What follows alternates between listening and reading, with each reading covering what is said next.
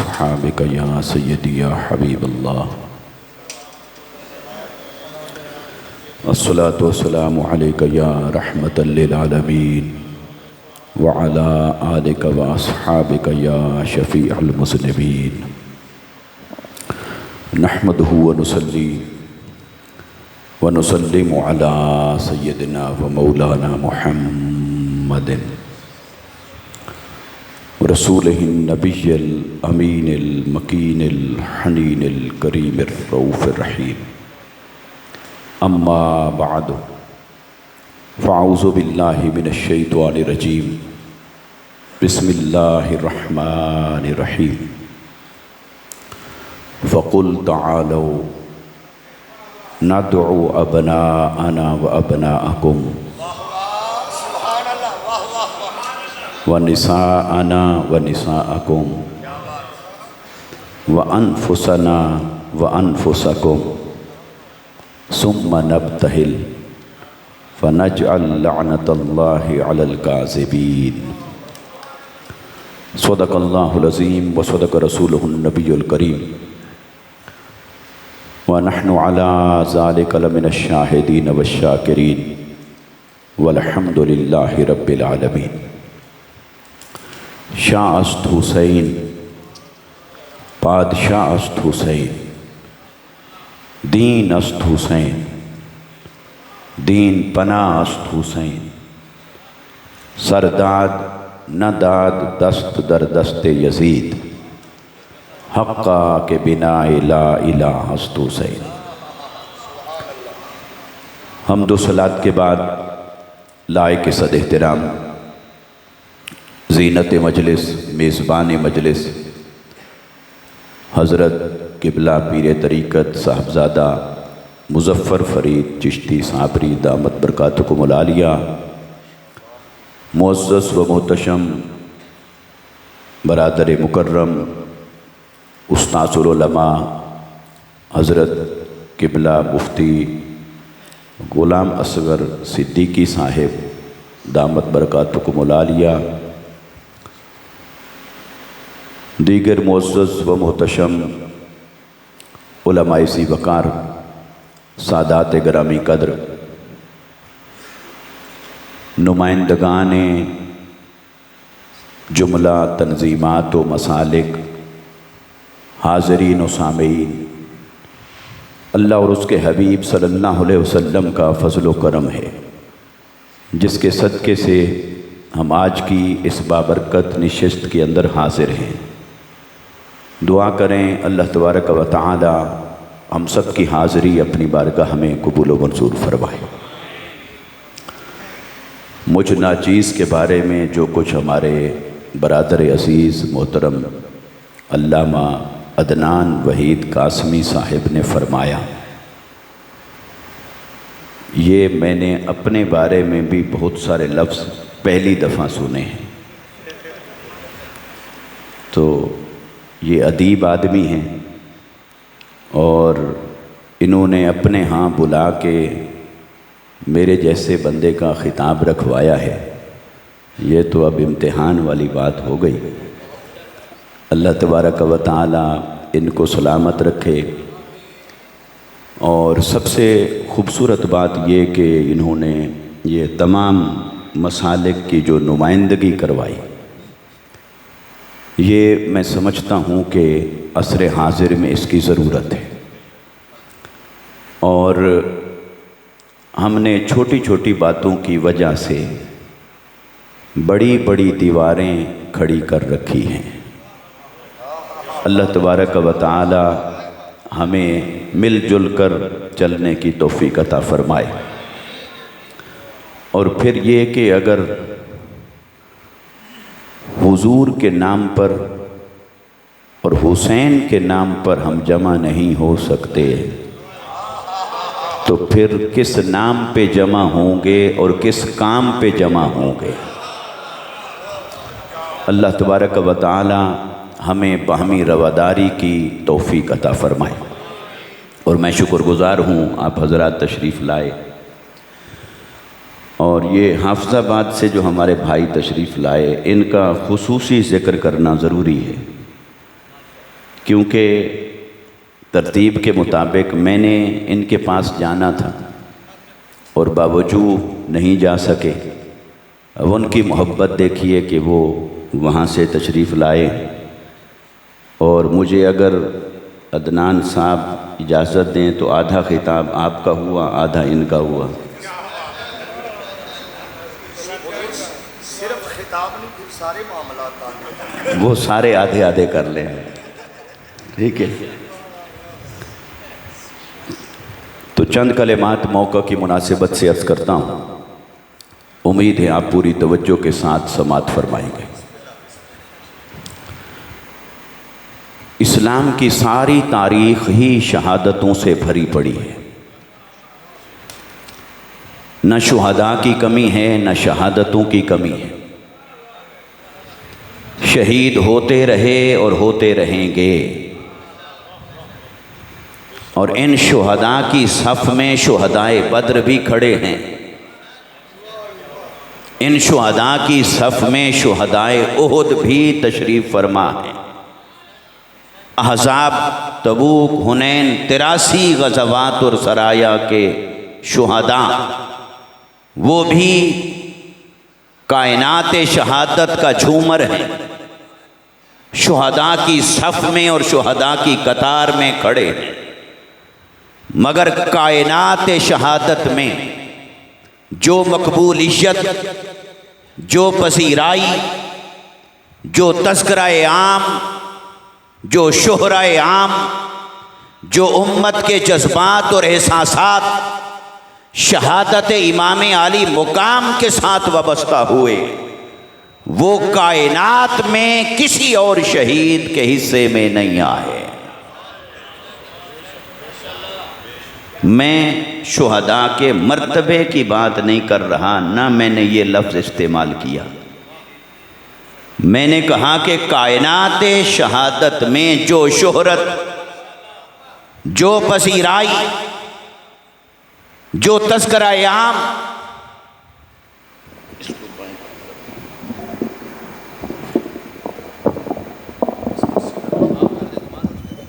शोहरत और पसीराई शहादत इमाम आली मुकाम रज़ियल्लाहु ताला अन्हो के हिस्से में आई, वो कायनात में किसी और के हिस्से में नहीं आई। आखिर कोई तो वजह है, बेसबब तो ऐसा नहीं हो रहा, बेसबब तो ऐसा नहीं हो गया। अगर कोई कहे कि किसी तबके ने मजालिस सजाकर, महाफिल सजाकर उनकी शहादत को मारूफ कर दिया है, इसलिए मारूफ हो गई, तो शहादत हुसैन की नाकदरी ना कीजिए। हुसैन का जिक्र करने से तो कोई मशहूर हो सकता है, मगर किसी का तज़किरा हुसैन को मशहूर नहीं कर सकता है। ये हकीकत तो है कि कोई इमाम आली मुकाम का तज़किरा करे और वो मारूफ हो जाए, वो मशहूर हो जाए, मगर कोई महाफिल और मजालिस सजाकर इमाम आली मुकाम को शोहरत नहीं दे सकता। और अगर कोई ये सोचता है तो फिर वो किसी और को मशहूर करके देखे। और कुछ लोगों ने ऐसा चाहा भी कि किसी और की शहादत का भी तज़किरा-ए आम हो। भाई होना चाहिए, करके देखो, मगर जो फैसला वहां होता है वो यहाँ नहीं होता है। जिसकी शोहरत अल्लाह के हाथ से लिखी गई हो, जिनकी मकबूलियत मिन जाने बिल्लाह हो जाए, फयूज़अ लहुल कबूल का ताज पहन ले, उनकी शोहरत का भी मुकाबला नहीं, उनकी पसीराई का भी मुकाबला नहीं, और उनके मुकाम और मर्तबे का भी मुकाबला नहीं। और मुझे आप इजाज़त दें तो मैं तो इसे यूं देखता हूँ। सोचिए ज़रा, अगर आका अलैहिस्सलातु वस्सलाम बनफ्से नफीस किसी ग़ज़वा में खुद शहीद हुए होते, अगर अल्लाह का ये वादा ना होता कि वल्लाहु यासिमुका मिनन नास, कि ऐ हबीब सल्लल्लाहु अलैहि वसल्लम, अल्लाह ताला आपकी जान की हिफाजत फरमाएगा और कोई आपको शहीद नहीं कर सकेगा। इस माना में कोई आपकी जान नहीं ले सकेगा। अगर रब का ये वादा ना होता और आका अलैहिस्सलाम किसी गज़वा में खुद शहीद हुए होते तो क्या आज हुजूर की शहादत का तज़किरा और बाकी शहीदों की शहादत का तज़किरा बराबर होता? 19-20 का फ़र्क होता? ज़मीन और आसमान का फ़र्क होता? बल्कि ज़मीनों और आसमानों का फ़र्क होता। बल्कि ये जो आज गली गली मिलाद मुस्तफ़ा का तज़किरा है, मेरा विजदान ये कहता है कि फिर मिलाद के ज़िक्र पर भी शहादत मुस्तफ़ा का ज़िक्र गालिब आ जाता। आका अलैहिस्सलाम की शहादत का तज़किरा होता हर सू, और हुजूर की शहादत के साथ जज्बात और एहसासात होते उम्मत के। मगर वो नहीं हुआ। रब का वादा था, उसका फ़ैसला था। तो क्या अब ऐसा नहीं लग रहा ये जो बाकी शुहदा से इमाम आली मुकाम का फ़र्क नज़र आ रहा है, पजीराई और शोहरत में, एहसासात और जज्बात में ये जो फ़र्क नज़र आ रहा है, क्या ऐसा नहीं लग रहा कि जो इस्तेहकाक शहादत मुहम्मदी का हो सकता था, अल्लाह ने वो सारा उठाकर हुसैन की झोली में डाल दिया। जो यानी जो अल्लाह के यहाँ शहादत मुहम्मदी का इस्तेहकाक होना चाहिए था, जो अल्लाह के यहाँ हक बनता था कि शहादत मुस्तफ़ा का तज़किरा हो, शहादत मुहम्मदी का ज़िक्र आम हो, अल्लाह तबारक व तआला ने वो सारे जज्बात उठाकर शहादत इमाम हुसैन की गोद में डाल दिए। वो सारे जज्बात उठाकर शहादत इमाम हुसैन की झोली में डाल दिए। वो सारी पजीराई और शोहरत उठाकर इमाम हुसैन के नाम कर दी है, क्योंकि मैदान करबला में जिस्म हुसैन का था पर शहादत मुस्तफ़ा की ज़ाहिर हो रही थी। वो शहादत मुहम्मदी का मजहर बने, जज्बात में भी, एहसासात में भी, नताइज में भी, असरात में भी वो शहादत मुहम्मदी का मजहर बने, शहादत मुहम्मदी का आईनादार हुए। इसलिए मैदान करबला में इमाम आली मुकाम रज़ियल्लाहु ताला अन्हु जहाँ खड़े थे, अरे वो मजहरे मुहम्मद मुस्तफ़ा बन के खड़े थे, वो नायब मुस्तफ़ा बन के खड़े थे। अब कोई अगर ये फ़लसफ़ा बनाने की कोशिश करे, ये बयानिया बनाने की कोशिश करे कि महज 2 शहज़ादों की जंग थी, या कहे कि बस वो भी सिहाबी का बेटा और वो भी सिहाबी का बेटा, और ये कहकर कोई 19-20 के फ़र्क के साथ एक ही सफ़ में खड़ा करने की कोशिश करे, तो मैदान करबला के अंदर हुसैन की अज़मत को जानने के लिए पहले ये समझना ज़रूरी है कि हुसैन जो मैदान करबला में खड़ा था वो महज हुसैन नहीं था, वो नायब मुस्तफ़ा बन के खड़े थे, वो शहज़ादा मुस्तफ़ा बन के खड़े थे, अरे वो इब्ने मुस्तफ़ा बन के खड़े थे। तो जब इब्ने मुस्तफ़ा के सामने कोई भी खड़ा हो तो शहज़ादा फ़कत हुसैन ही कहलाएगा।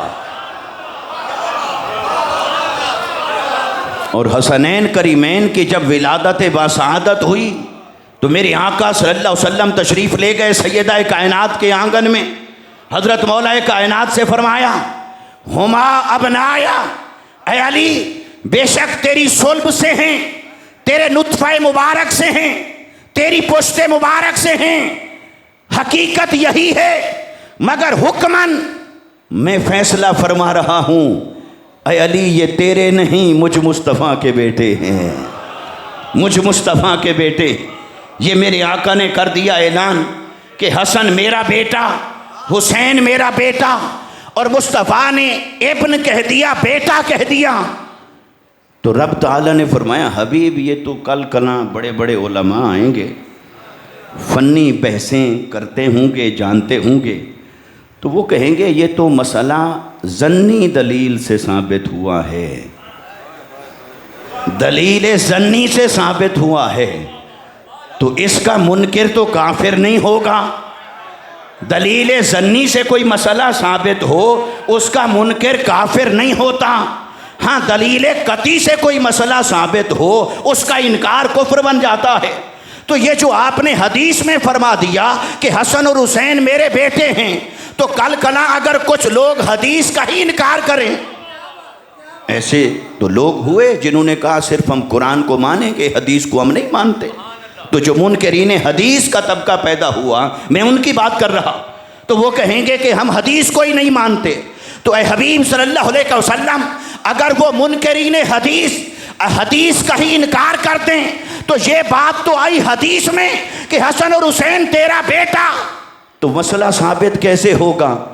तो कोई हदीस को मानेगा और इनको तेरा बेटा मानने से पसोपेश करेगा, तो वो कहेगा चलो हदीस को तो मानता हूँ, लेकिन बुखारी में आता तो तब मानता, बुखारी के अलावा नहीं। भाई हमारा ईमान तो हदीस मुस्तफ़ा पर है, इमाम बुखारी पर तो नहीं है। इमाम बुखारी का एहतराम तो हदीस मुस्तफ़ा रिवायत करने के सबब से है।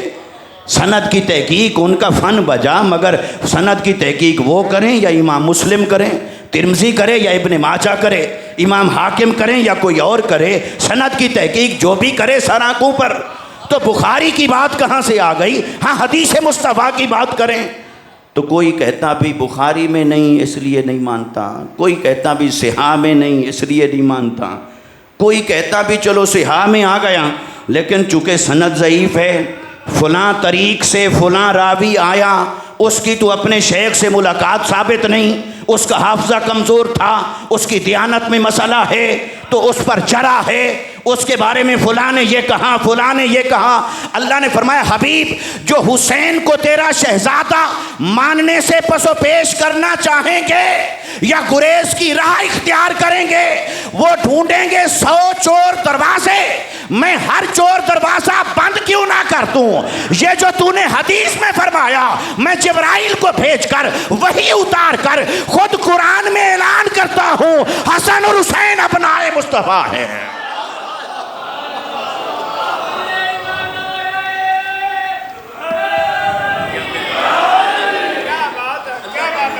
मैं खुद कुरान में ये ऐलान क्यों ना कर दूं कि हसन और हुसैन का तेरी ज़ात से रिश्ता क्या है?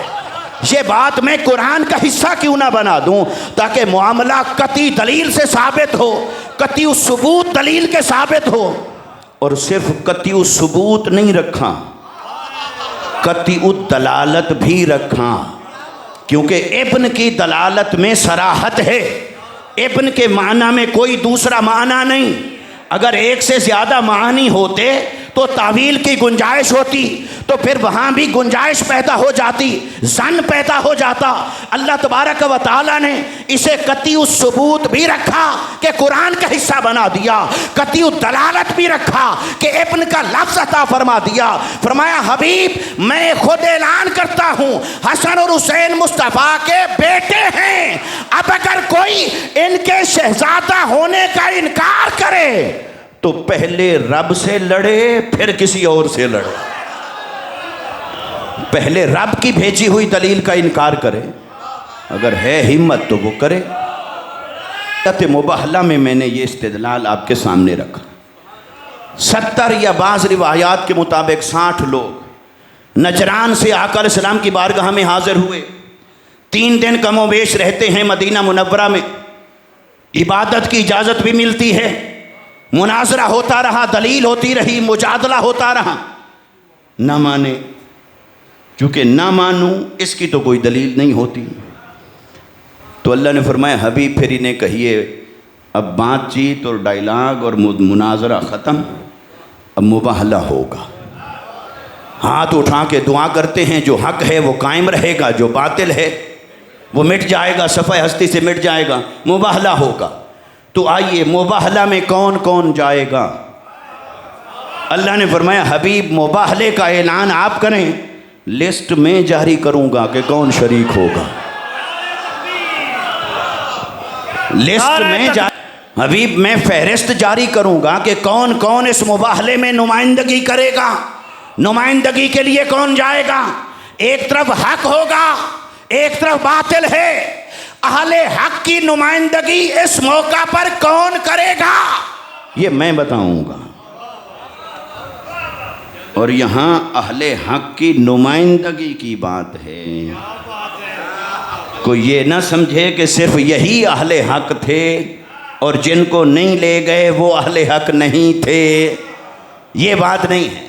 क्योंकि अहले सुन्नत है ही एतदाल की राह, लिहाजा अहले सुन्नत ने एतदाल की ये राह बताई कि इस मौका पर अहले हक की नुमाइंदगी कौन करेगा। तो अल्लाह ने फरमाया हबीब फहरिस्त मैं भेजूँगा।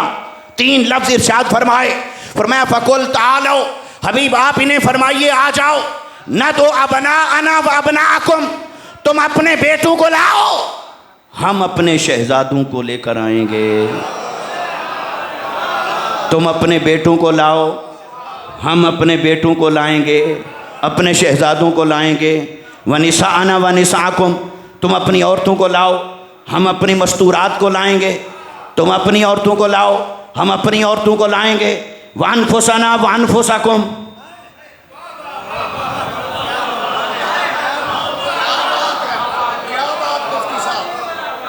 तुम खुद आओ।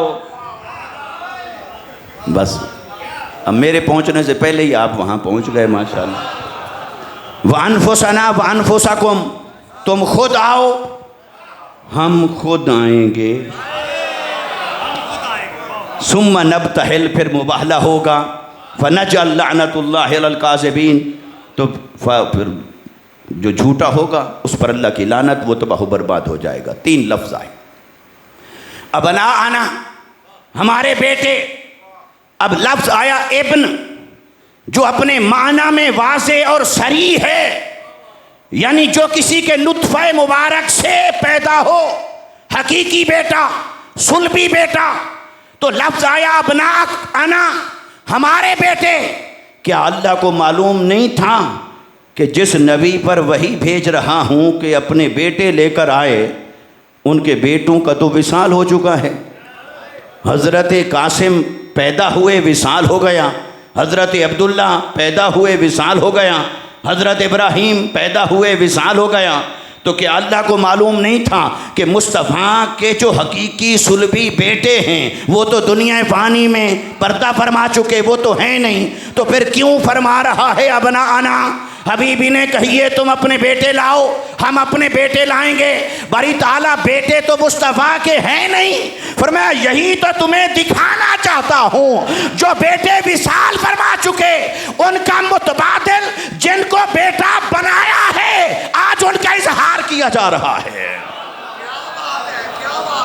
अपने बेटों को लेकर आओ, तुम अपने बेटों को लाओ, हम अपने बेटों को लाएंगे।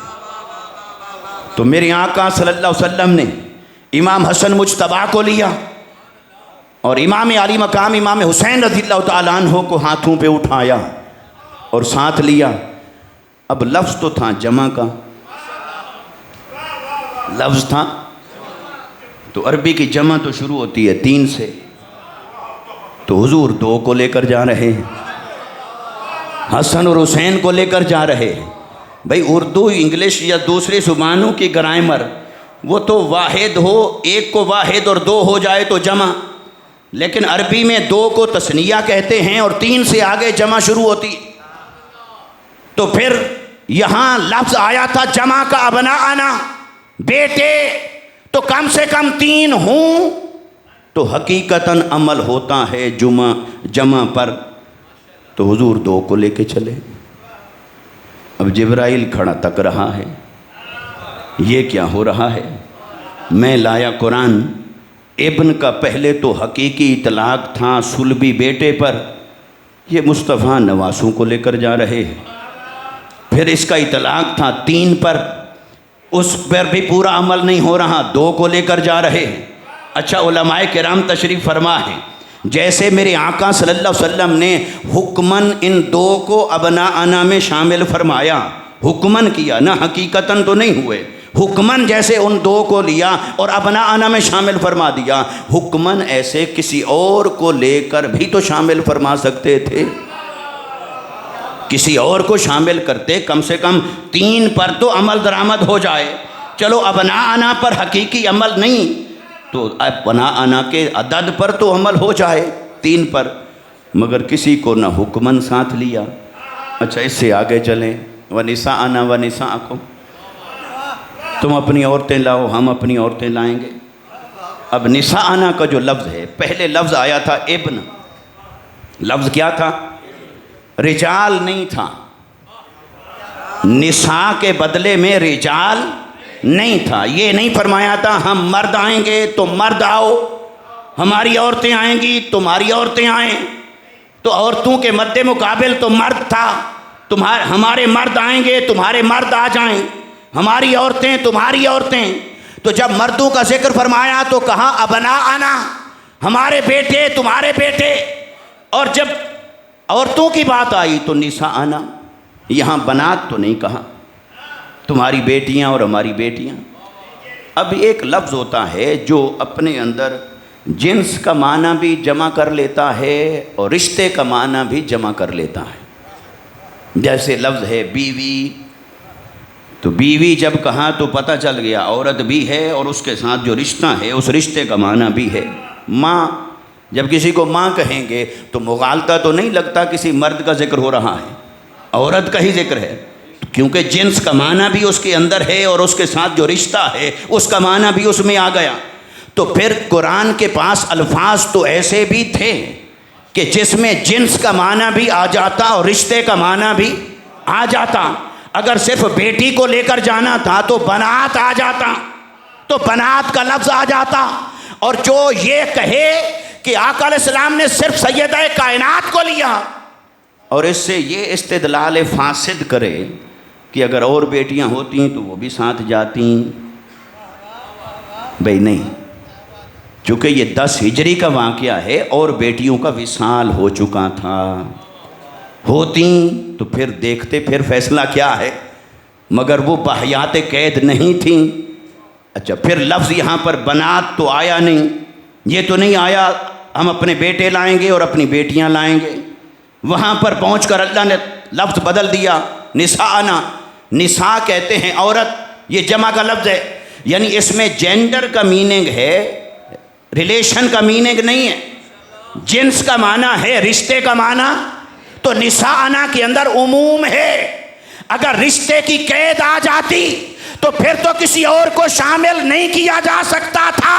फिर देखिए कुरान ने लफ्ज़ में उमूम पैदा कर दिया, फरमाया निसाअना व निसाकुम, औरतें, ताकि मुस्तफ़ा के पास चॉइस हो, चाहे तो अज़वाज को लेकर जाएं, चाहे तो बनात को लेकर जाएं, चाहे तो खालात को लेकर जाएं, चाहे तो अम्मात को लेकर जाएं, चाहे मुसलमानों की औरतों में से, सिहाबियात में से जिसको मर्जी लेकर जाएं, कोई रुकावट ना हो, कोई पाबंदी ना हो। कुरान ने कहा निसाना, मुस्तफ़ा सैयदतुन निसा को लेकर चले।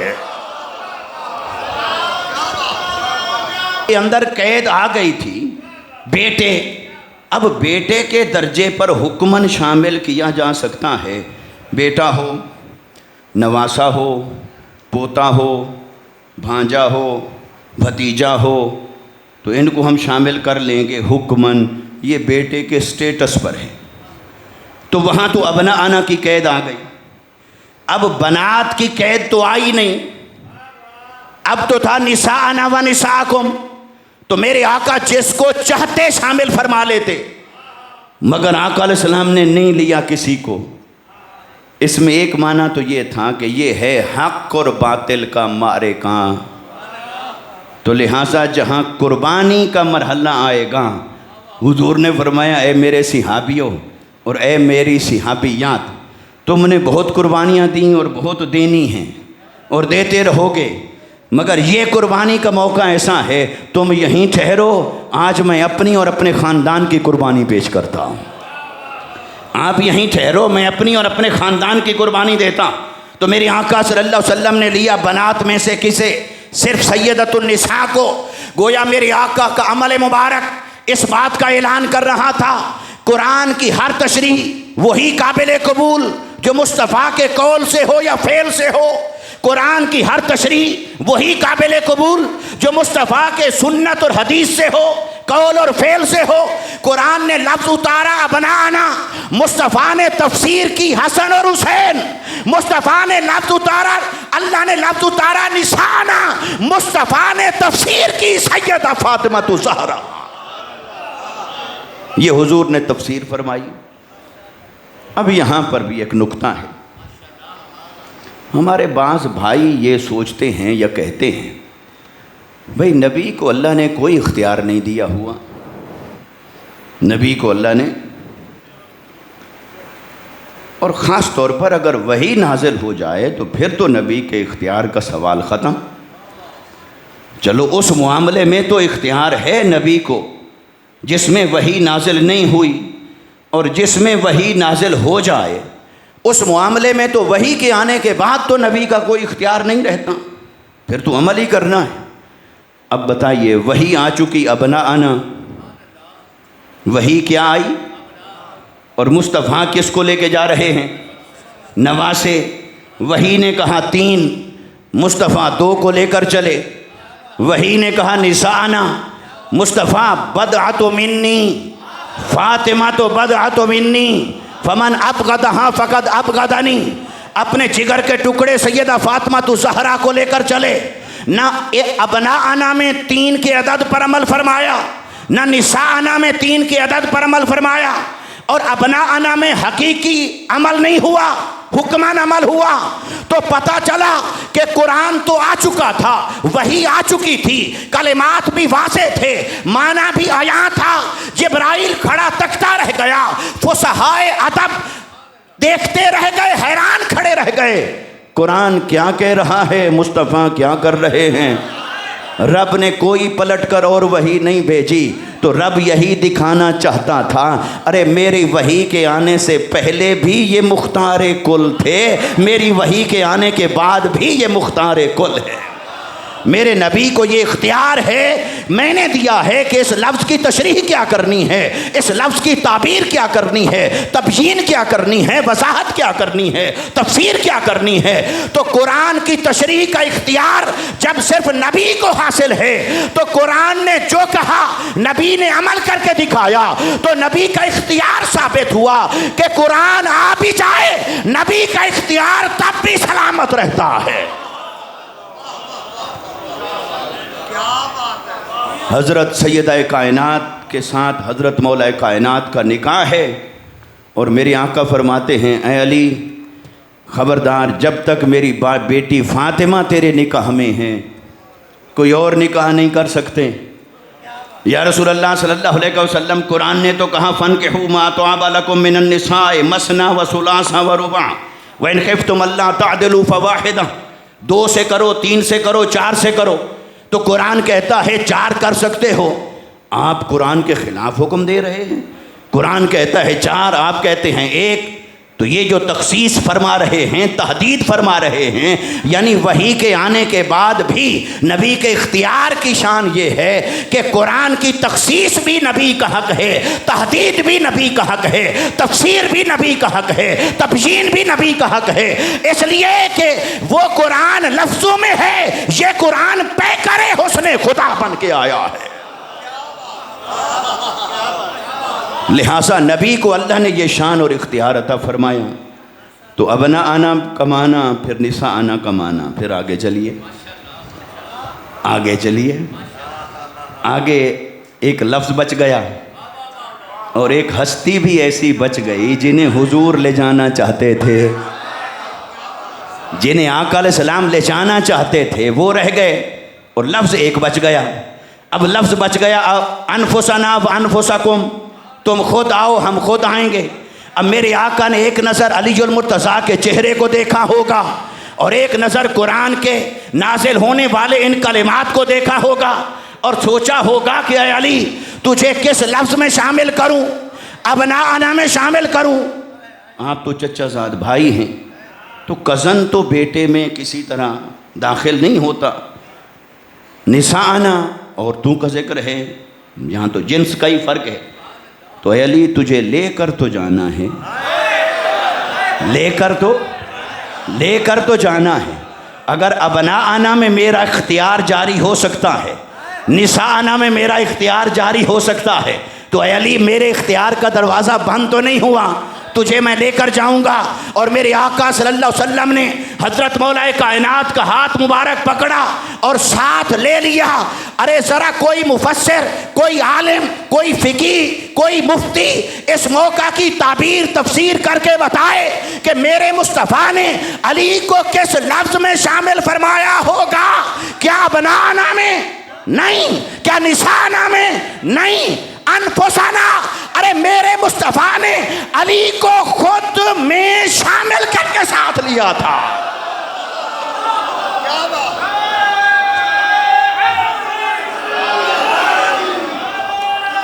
खिताब का नुक्ता कैसे रिपीट करें? वो कह रहे हैं ये रिपीट करें। तो आका अलैहिस्सलाम ने जब हज़रत मौलाए कायनात को साथ लिया, मुबाहला में आका अलैहिस्सलाम ने उनको साथ लिया, तो सवाल ये है कि किस लफ्ज़ में शामिल फरमाया होगा। क्या अबनाअना में आप शामिल हो सकते हैं?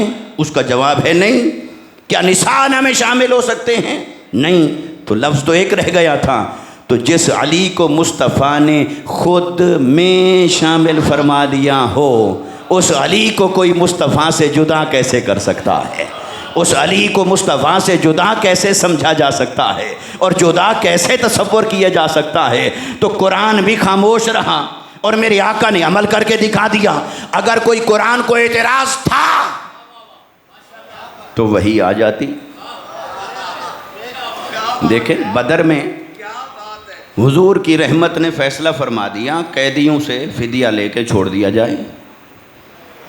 कैदियों से फ़िदिया लेके छोड़ दिया जाए, चूँकि बड़े बड़े जलीलुल कद्र सहाबा की राय भी थी। फिर सिद्दीक़ अकबर तो रमज़ शनास मुस्तफ़ा थे, तो वो जानते थे हुजूर को कौन सा मशवरा पसंद आएगा, वही जिसमें रहमत का इजहार हो रहा हो। हज़रत उमर रज़ियल्लाहु तआला अन्हु ने खड़े होकर राय दी, हमारे हवाले करें, जो जिसका रिश्तेदार है हम उसकी गर्दन उड़ा दें। उन्होंने अपने मिजाज का इजहार किया। सिद्दीक़ अकबर ने अपने और मिजाज मुस्तफ़ा का इजहार किया। हुजूर को वही बात पसंद आई, फ़ैसला हो गया, फ़िदिया ले लिया, छोड़ दिया। जिनके पास नहीं था कहा चलो 10 बच्चों को पढ़ा दो, तुम्हें भी छोड़ देते हैं। फ़ैसला हो गया, अमल दरामद हो गया, रब चुप रहा। फिर वही आ गई, ए नबी काश आप ऐसा ना करते। नबी को ये ज़ेब नहीं देता जब तक वो उन तमाम काफिरों का खून न बहा ले, उनको कैदी करे या उनको फ़िदिया लेकर छोड़ दे। तो सवाल ये है कि बारी ताला वो बदर में जब जंग ख़त्म हुई, कैदी बने, बदर से चले मदीना तक आए, तुझे अज़ली इल्म तो था कि वहाँ पहुँचकर फ़ैसला क्या होने वाला है, और वो फ़ैसला तेरे फ़ैसले से मुताबिकत भी नहीं रखता था। फिर तू चुप क्यों रहा? तेरी वही खामोश क्यों रही? ये बदर से कैदी बना के लाए गए, रब ताला देखता रहा, खामोश रही वही इलाही। वो आए आका अलैहिस्सलाम मशवरा कर रहे हैं, चूँकि जब मामला गैर मनसूस होगा तो हुजूर का तरीका तो मुशावरत का था। सबको बिठाया, बताओ क्या करें। वही आई होती तो फिर तो ना पूछते क्या करें, वही नहीं आई पूछ रहे हैं क्या करें। तो जब मशवरा हो रहा है तो तब जिब्राइल आ जाए। कोई देर लगती है, कोई कम्युनिकेशन में, कोई ज़राए में कोई रुकावट थी, आ जाए। मगर अल्लाह ने चाहा कि पहले वो हो जाए जो मुस्तफ़ा चाहते हैं।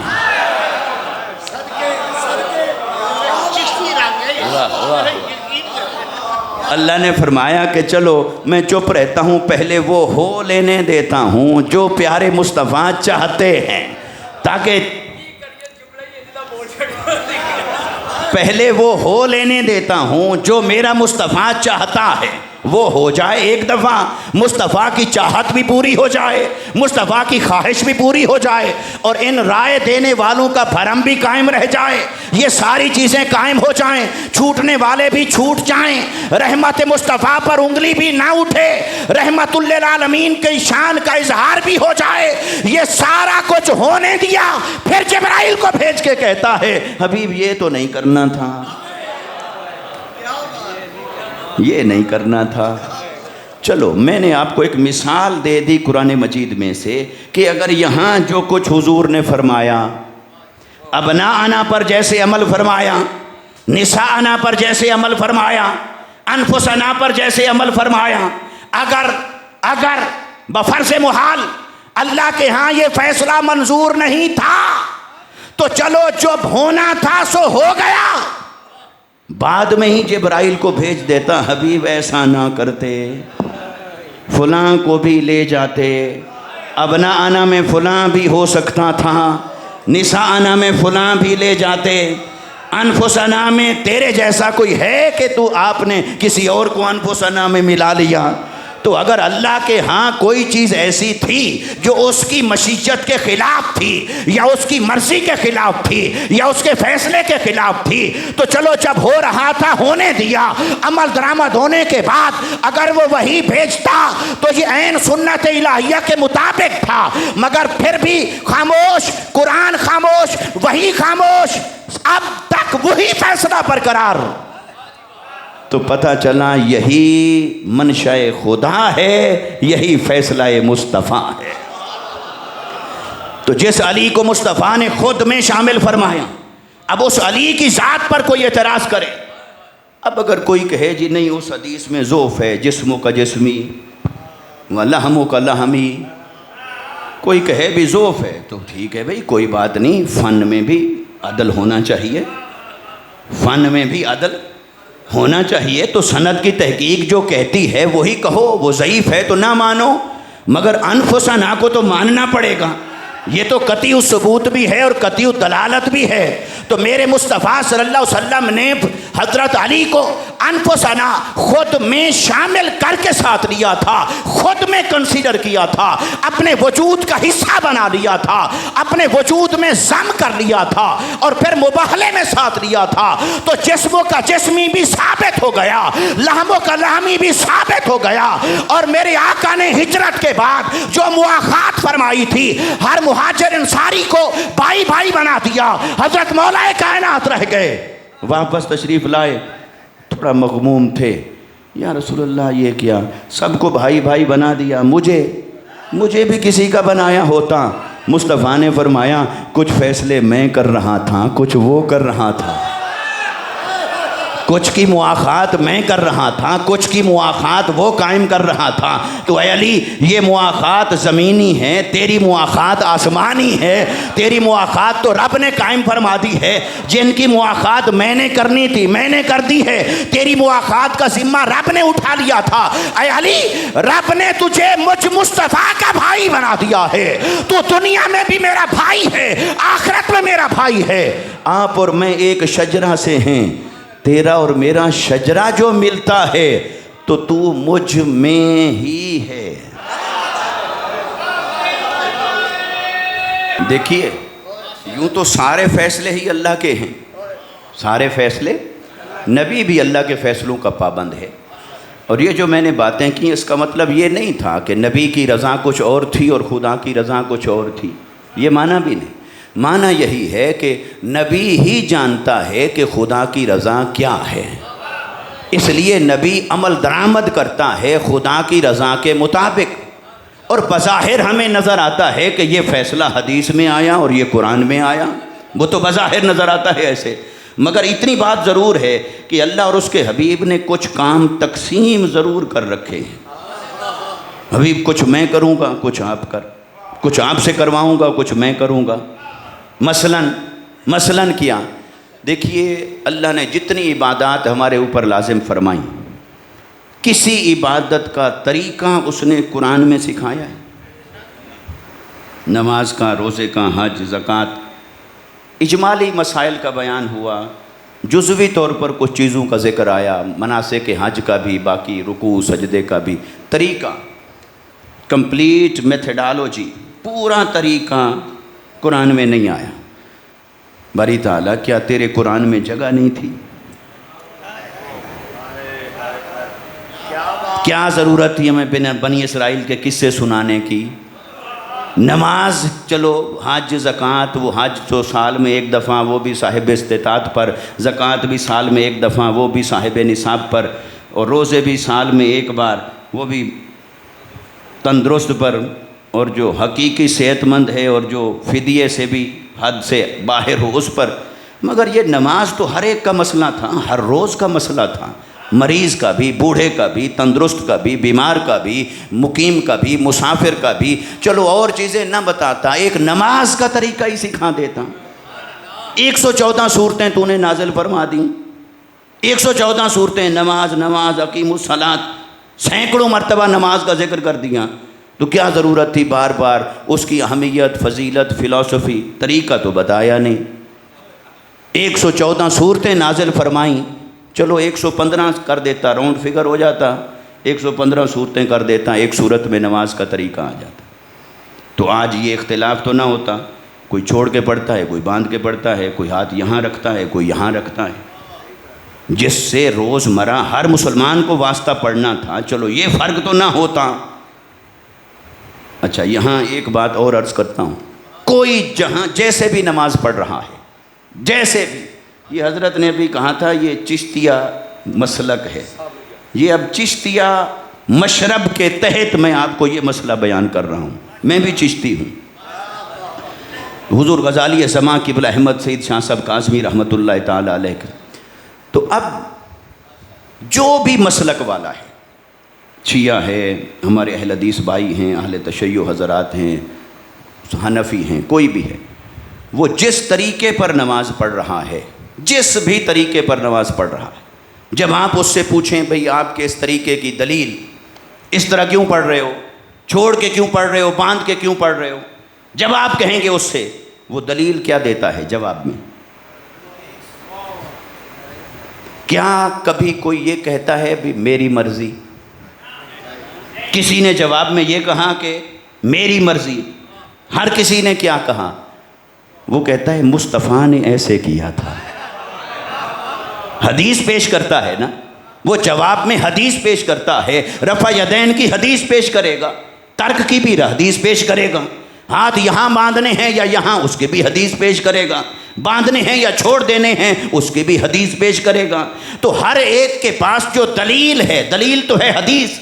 अब इस हदीस वाली दलील को अगर मैं चिश्ती रंग में कहूँ तो वो ये कहता है, जिस मसलक वाले से पूछो भाई नमाज इस तरह क्यों पढ़ते हो, तो वो कहता है मुस्तफ़ा ने ऐसे किया था, मुस्तफ़ा ने। इसका मतलब ये हुआ कि 100 इख्तिलाफ के बावजूद इश्क के इस एक नुक्ते पर सभी जमा हैं कि करना वैसे पड़ेगा जैसे मुस्तफ़ा ने किया था।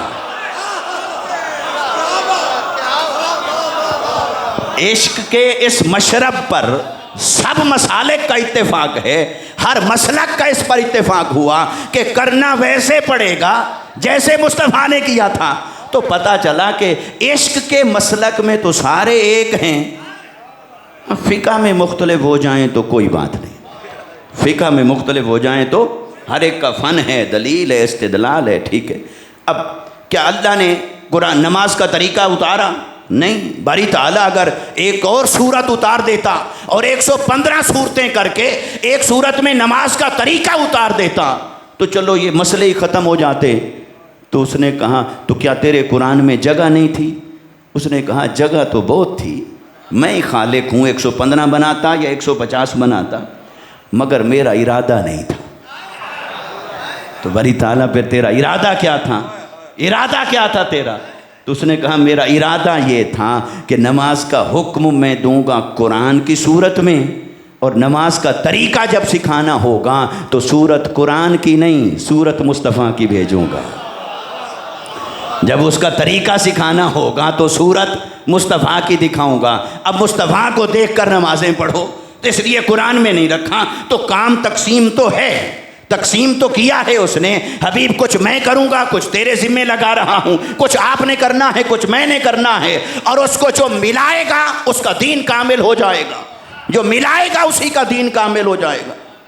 ऐसे ही ये काम अल्लाह ने हुजूर के ज़िम्मे लगाया, और एक था हुजूर का अदब, वो अल्लाह ने अपने ज़िम्मे ले लिया। फरमाया हबीब तेरे ज़िम्मे ये लगाता हूँ, तू इनको मेरी इबादत का तरीका सिखा, तू इनको मेरी, और मैं ये सब्जेक्ट लेता हूँ, मैं इनको तेरे अदब का तरीका सिखाता हूँ। अब हुजूर की बारगाह में आना कैसे है? वही आ रही है, बैठना कैसे है वही उतर रही है, जाने लगो तो इजाज़त कैसे लेनी है वही उतर रही है, और इजाज़त लेकर जा रहे हो फिर भी माफ़ी मांगो, फिर भी माफ़ी मांगो। बारी ताला तेरे हबीब ने बुलाया, आ गए, बिठाए रखा, बैठे रहे, अब क्या ज़िंदगी के काम छोड़ दें? काम आ गया है, बैठे रहे, अब जाने लगे हैं तो क्या जाना मना है? क्या जाना मना है? जाने लगे, फरमाया नहीं जान तो जाने, इजाज़त लेकर जा रहे हैं, कौन सा वायलेशन हो गई? उसने कहा ठीक है इजाज़त लेकर जा रहे हो, मगर तुमने इजाज़त ली कब?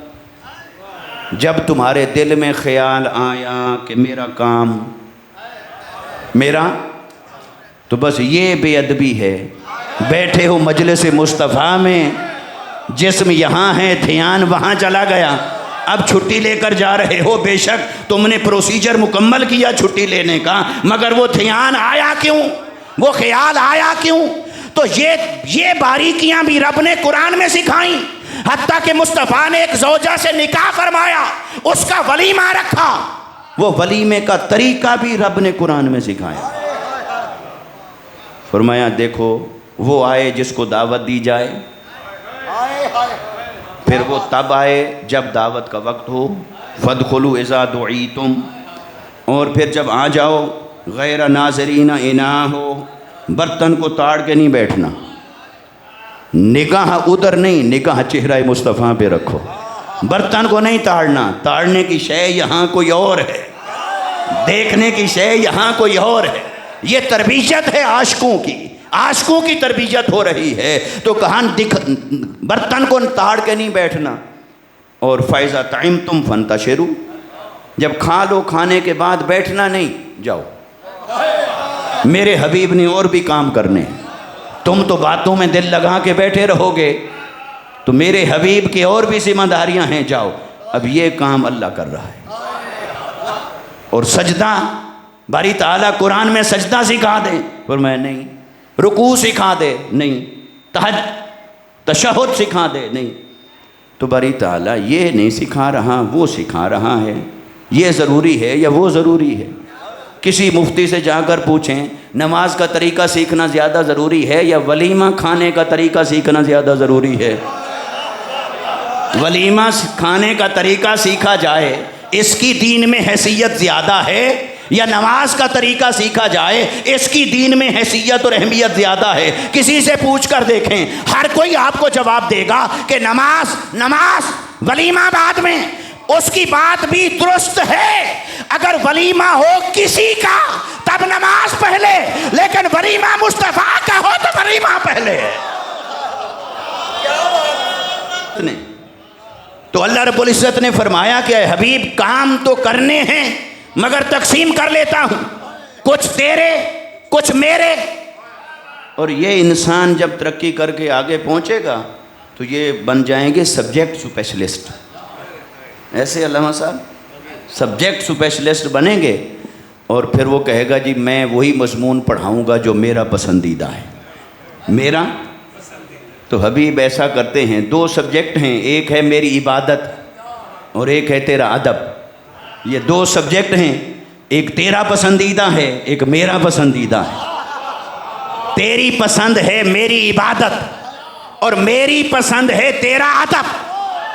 इसलिए जो आपको पसंद है आप वो सिखाते रहिए, जो मुझे पसंद है मैं वो सिखाऊंगा। तो रब ने सिखाया अदब मुस्तफ़ा, मुस्तफ़ा ने सिखाई इबादत खुदा। अब मुस्तफ़ा का सिखाया हुआ भी सनाखों पर, खुदा का सिखाया हुआ भी। अच्छा, दर्जा ऊपर किसका होना चाहिए तौहीद के मुताबिक? जो खुदा ने सिखाया उसको पहले होना चाहिए, या जो मुस्तफ़ा ने सिखाया उसको पहले होना चाहिए? अदब तौहीद क्या है? अदब तौहीद ये है कि जो रब ने सिखाया वो पहले, जो मुस्तफ़ा ने सिखाया वो बाद में। तो अल्लाह ने फरमाया हबीब पर यही उसूल है, तेरा अदब पहले मेरी इबादत बाद में। अगर मेरी इबादत करते हुए किसी ने अदब को तर्क कर दिया, उसकी इबादत रद्द कर दूंगा। लेकिन पूरे कुरान में ये नहीं कहा कि जिसने इबादत में कमी की उसका अदब रद्द होगा। उसने ये तो कहा कि जिसके अदब करने में कमी हुई उसकी इबादत रद्द कर दूंगा, अन तहबत आमालुकुम व अंतुम ला तशऊरून। मगर उसने ये नहीं कहा जिसके इबादत करने में कमी रह गई उसका किया हुआ अदब भी ज़ाय कर दूंगा। तो खैर तौहीद ये है कि मुस्तफ़ा पहले, तौहीद क्या है? मुस्तफ़ा पहले और बाकी सब कुछ बाद में, और अदब मुस्तफ़ा पहले। चिश्ती रंग बना दिया आपने। सुभान अल्लाह। तो तकसीम हुआ काम। अब उस नुक्ते पर वापस पलट आए। ये उधर से आपने छेड़छाड़ करके मुझे इधर ले गए थे। अब ये जितनी आपने की ना छेड़छाड़, ये गई हाफिजाबाद के खाते में, और आपका खिताब वहीं से जारी है जहाँ से शुरू था। क्या बात। तो अल्लाह ने काम तकसीम फरमा लिए। फरमाया कि हबीब सल्लल्लाहु अलैहि वसल्लम कुछ फ़ैसले हैं वो मैं ऐलान करूँगा, कुछ आप करें। तो अल्लाह रब्बुल इज़्ज़त ने ऐसे बहुत सारे अहकामात उतारे जिनकी तशरीह मुस्तफ़ा ने फरमाई, जिनकी तामील मुस्तफ़ा ने फरमाई, जिनका इतलाक़ और इंतिबाक मुस्तफ़ा ने फरमाया।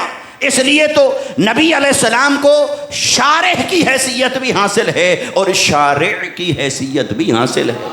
ये तो हर मसलक का इत्तेफाक है। तो आइए, अनफुसना व अनफुसकुम, ए हबीब सल्लल्लाहु अलैहि वसल्लम, अब अनफुसना का मैं लफ्ज़ उतारता हूँ। शामिल किसे किसे करना है? कुछ काम आप करें, कुछ मैं करूं। मैं कह देता हूं अबनाअना, आप आगे ले लें हसन और हुसैन को। मैं कहूँगा निसाअना, आप सैयदतुन निसाइल आलमीन, उनको ले लें। मैं कहूँगा अनफुसना, तो तेरी जिसको मर्ज़ी आए शामिल फरमा, अपने आप में शामिल फरमा। तो अलीउल मुर्तज़ा को जो हुजूर ने ख़ुद में शामिल फरमाया और साथ लिया, तो मैंने अर्ज़ किया कि जब आका अलैहिस्सलातु वस्सलाम ने अनफुस में शामिल फरमाया, और देखिए रब की मोहब्बत भी बजा, क्या कमाल है। उसे मालूम था इस लफ्ज़ के तहत मेरा हबीब अली को दाखिल फरमाएगा, अली को दाखिल फरमाएगा, अली को ख़ास बात है, अली को दाखिल फरमाएगा। अब अगर वो अनफुसना, ये जमा का लफ्ज़ है ये, और नफ्स वाहिद का लफ्ज़ है। अगर वो वाहिद का लफ्ज़ फरमाता, वाहिद का लफ्ज़ फरमाता, तो उसकी मोहब्बत को गवारा न हुआ कि कोई जहाँ तक भी पहुँचे मुस्तफ़ा जैसा नहीं हो सकता। मुस्तफ़ा जैसा ये जो कहीं कहीं आपको अगर सुनाई दे, अल्लाह करे ऐसा ना हो, अगर कहीं सुनाई दे कि कोई अलीउल मुर्तज़ा रज़ियल्लाहु ताला अन्हु को माअल्लाह मुस्तफ़ा के बराबर समझता है, अगर कोई ये अकीदा रखता है, अल्लाह ने इस अकीदे का इब्ताल फरमा दिया। यहाँ पर मुस्तफ़ा को ने जब अलीउल मुर्तज़ा को शामिल फरमाना था, तब रब ने लफ्ज़ अनफुस फरमाया, नफ्स नहीं फरमाया, अनफुस फरमाया। हबीब जिसको चाहे अपने आप में दाखिल कर, मगर तू और है वो जो मुस्तफ़ा की बेमिसलियत है, उसको बरकरार रखने के लिए लफ्ज़ जमा का इरशाद फरमाया, अनफुस बना दिया। अच्छा, इससे आगे चलिए, चूँकि मैंने अर्ज़ किया कि एतदाल ही हक़ की राह है, लिहाजा एतदाल को ही अपनाना चाहिए। तो आका अलैहिस्सलाम ने मिलाया अली और मुर्तज़ा को। अब यहाँ से एक अगली बात की तरफ हम निकल रहे हैं कि आका अलैहिस्सलाम के साथ हज़रत मौलाए कायनात को जो वहदते नसब का इम्तियाज़ हासिल है, वो कायनात में किसी और को हासिल नहीं। वहदते नसब का जो इम्तियाज़ हज़रत अली और मुर्तज़ा को हासिल है, वो किसी और को हासिल नहीं। आप जो समझे हैं मैं भी वही कह रहा हूँ, और जो आप नहीं समझे वो मैं आपको उस तक लेके जाऊँगा कि आका अलैहिस्सलातु वस्सलाम के साथ वहदत नसब में जो शान अलीउल मुर्तज़ा की है, वो किसी और की नहीं। क्यों? ऐसे कि हज़रत आदम से लेकर हज़रत अब्दुल मुत्तलिब तक जो नसब मुस्तफ़ा का है, वही नसब अलीजुल मुर्तज़ा का है।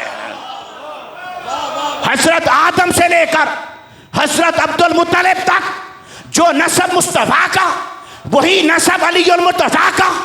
और मुस्तफ़ा का नसब कैसा? पाकीज़ा, ताहिर, मुताहर, निकाह वाला। मुस्तफ़ा का नसब कैसा? अरे जिस पुश्त में नूर मुस्तफ़ा सफर करता रहा वो पुश्तें पाकीज़ा, जिस सुल्ब में नूर मुस्तफ़ा था वो सुल्ब पाकीज़ा, जिस बदन में नूर मुस्तफ़ा था वो बदन पाकीज़ा। हर जगह ईमान था, कुफ्र नहीं था। हर जगह तौहीद थी, शिर्क नहीं था। हर जगह दीन फितरत थी, फिस्क फजूर नहीं था। हर जगह निकाह था, फिस्क नहीं था। तो जिन पाकीज़ा पुश्तों सुल्बों से सफ़र करता रहा नूर मुस्तफ़ा, जिन जिन पाकीज़ा पुश्तों में रहा नूर मुस्तफ़ा, उन्हीं पाकीज़ा पुश्तों में सफ़र करता रहा नूर अलीजुल मुर्तज़ा। तो जो पाकीज़ा नसब मुस्तफ़ा का, वही पाकीज़ा नसब अलीजुल मुर्तज़ा का। जिस पाकीज़ा सुल्ब में ठिकाना नूर मुस्तफ़ा का, उसी पाकीज़ा सुल्ब में ठिकाना अलीजुल मुर्तज़ा का। जिस पाकीज़ा बतन में ठिकाना मेरे आका के नूर मुबारक का, उसी पाकीज़ा बतन मुबारक में ठिकाना अलीजुल मुर्तज़ा का। तो मैं क्यों ना कहूँ कि नसब की वहदत में जो शान अली की है किसी की नहीं है। क्या बात है, क्या भाई जो कोई अगर तीसरी पुश्त में मिला हो तो वो भी सर आंखों पर, कोई पांचवी पुश्त में जा मिला वो भी सर का ताज है, कोई 8वीं 9वीं 11वीं 12वीं पुश्त में मिले वो भी सर का ताज है, किसी का इनकार नहीं। मगर 11वीं वाले को 11 पर रखें, 11वीं वाले को 11 पर रखें, उसे दो पहले और दूसरे नंबर पे तो नहीं लाया जा सकता। पहले नंबर पे उसे लाया जाएगा जो पहले नंबर पे है, फिर जिसका जो नंबर है वही नंबर दें। हाँ, हम खिलाफत की बात तो नहीं कर रहे, वो तो उम्मत का मुत्तफिका फैसला है। खिलाफत में तो पहला नंबर सिद्दीक़ अकबर का है, फिर उमर बिन खत्ताब का है, फिर उस्मान बिन अफ़्फ़ान का है, फिर अलीजुल मुर्तज़ा का है। यही शूराइयत का तकाज़ा था।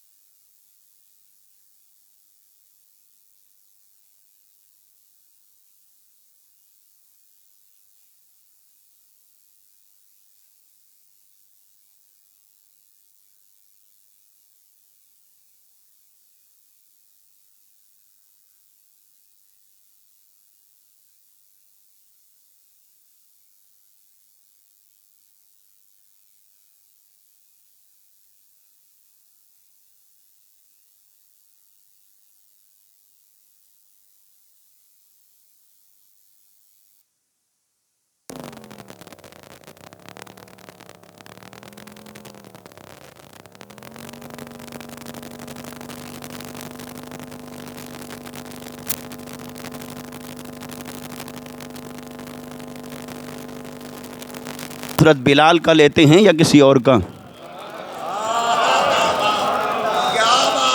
जब हुजूर के आशिकों की फहरिस्त बना के बयान करते हो, इश्क का मज़मून, किसी की मस्जिद में इश्क रसूल का मौजू हो, बोलो अगर बिलाल के ज़िक्र के बग़ैर मुकम्मल होता। तो फिर इश्क मुस्तफ़ा की बात आए तो बिलाल है नंबर 1। तो बिलाल को जब कहा तो क्या बाकी इश्क से खाली थे? क्या सिद्दीक़ अकबर के इश्क पर कोई हर्फ पड़ा? उमर बिन खत्ताब के इश्क पर कोई तनकीद हुई? उस्मान बिन अफ़्फ़ान के इश्क की नफ़ी हुई?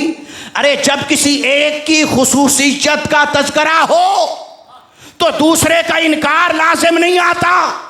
जब हज़रत बिलाल के इश्क और जुनून के कमाल का तज़किरा हो तो किसी और पर हर्फ नहीं आया, ना एतराज़ पैदा हुआ।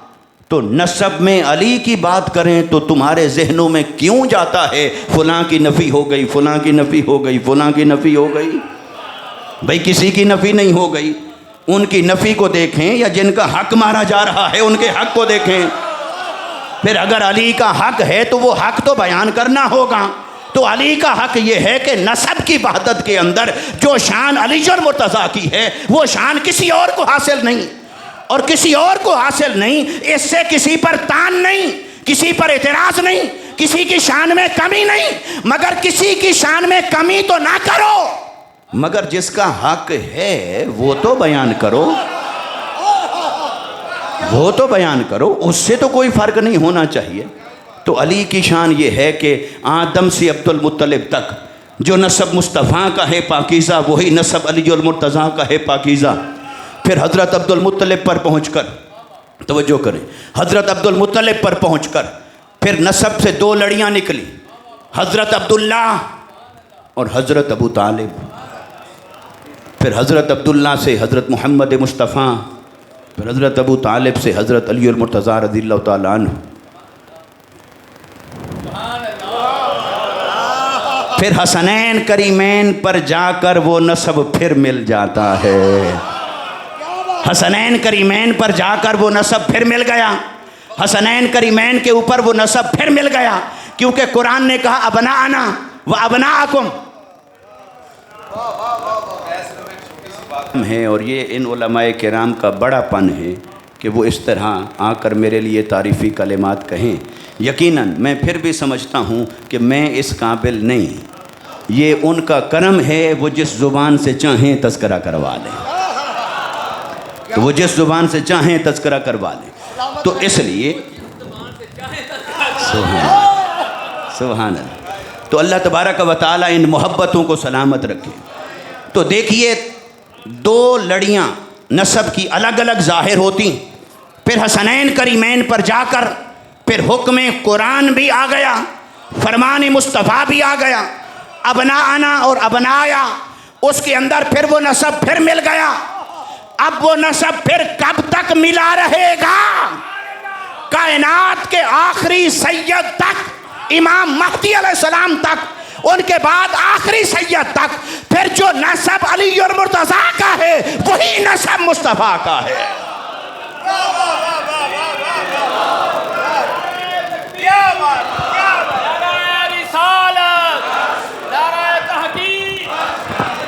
अब मैंने इस जुमले को थोड़ा तब्दील किया, वो तब्दीली की तरफ आपने तवज्जो करनी है, बड़ी बारीक तब्दीली थी। हज़रत आदम से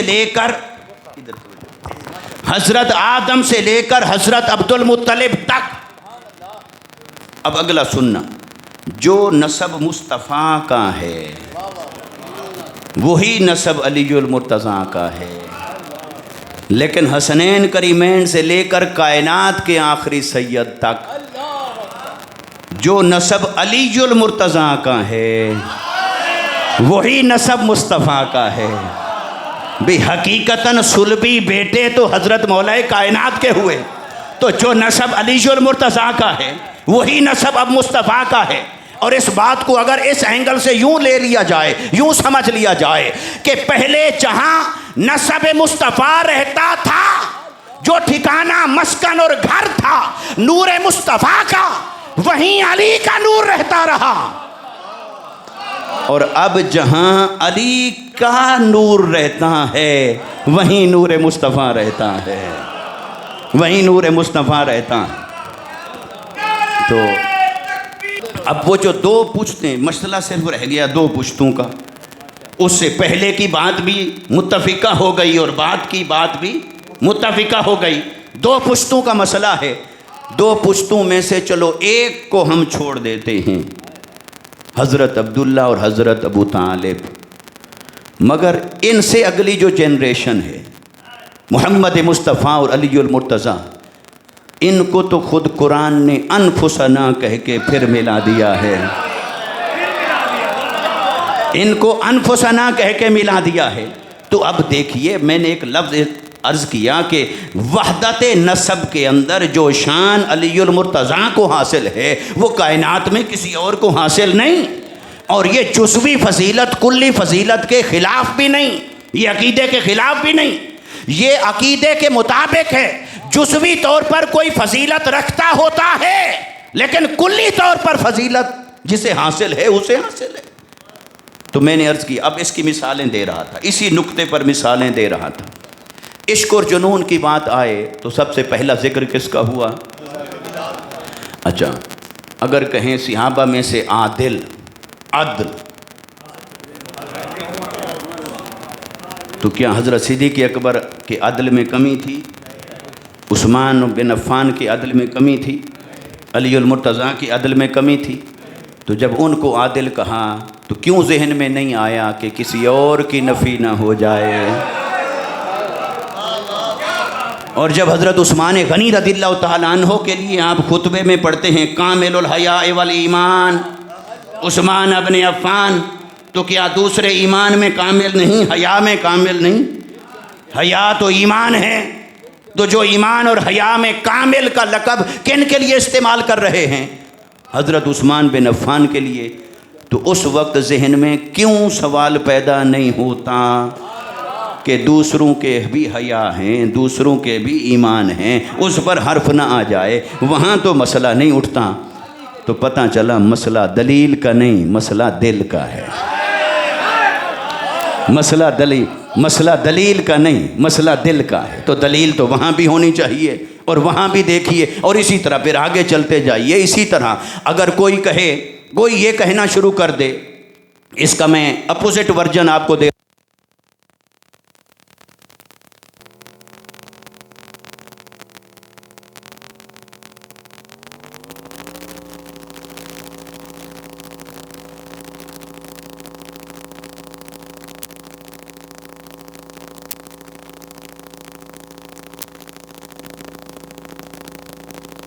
मुर्तज़ा को पहले शुमार करते हैं, सखावत और हया के अंदर हज़रत उस्मान बिन अफ़्फ़ान को पहले शुमार करते हैं, तब तो कोई सवाल पैदा नहीं होता।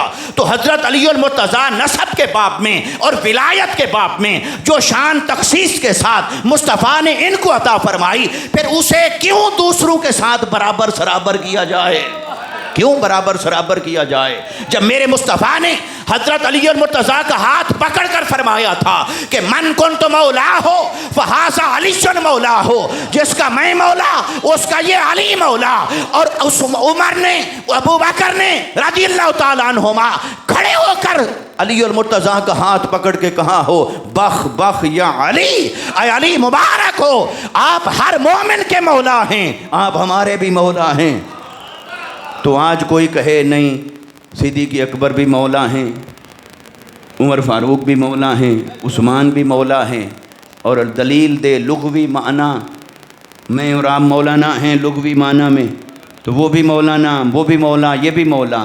तो उसे कहो फिर बात यहीं रुकेगी नहीं, फिर सिद्दीक़ का लुग़वी माना भी जनरलाइज हो जाएगा।